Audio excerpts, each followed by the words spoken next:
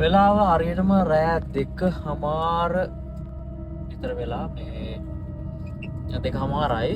ඉතින් මේ තියෙන්නේ මුලටියන කැලේ රක්ෂිතේ. ඉතින් මුලටියන රක්ෂිතේ මැදින් යන ගමන තමයි තියෙන්නේ. අපි බලමු මැදින් ගිහිල්ලා කොහොමද කියලා.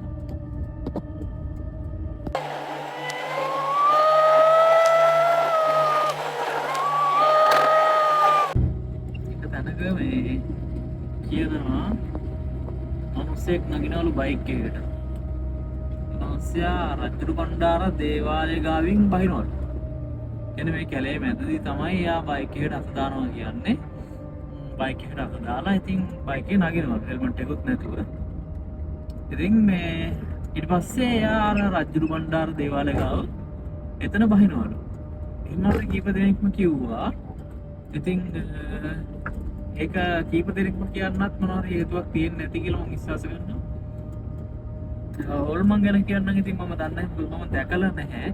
හැබැයි හොල්මන්ම නෙවෙයි. නමුත් අදෘශ්‍යමාන බලවේගයන් තියෙන්න පුළුවන් කියන එක නම් මම විශ්වාස කරනවා. මේක අපිට පේන සීමාවක් තියෙනවා, ඇහෙන සීමාවක් තියෙනවා. ඒ අදෘශ්‍යමාන අපිට නොපෙනෙන බලවේගයන් මේ විශ්ව තුල තියෙන්න පුළුවන්. සර්වයි. ඉතින් දැන් ඔන්න රජුරු බණ්ඩාර අඩවිය මේ දේවාලය සහ ඒ පන්සල තියෙන ඉස්සරහින් දැන් ඉතින් අපගෙනා මේ පිටිපස්සේ ඉඳලා එතනින් බහිද කියන එකේ බහිවි නේද? හොඳයි හොටෙල් කලේ රෑ 2:00ට පහු කරේ. ඇත්තටම මේ ශක්තිය අරගෙන තමයි ආවේ.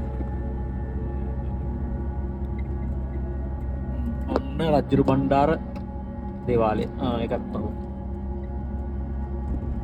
ඉතින් දැන් හොල්මන් මොනවද මේ ඒ අවදානම ඉවරයි. හින්දා මම වීඩියෝ එක කට් කරනවා.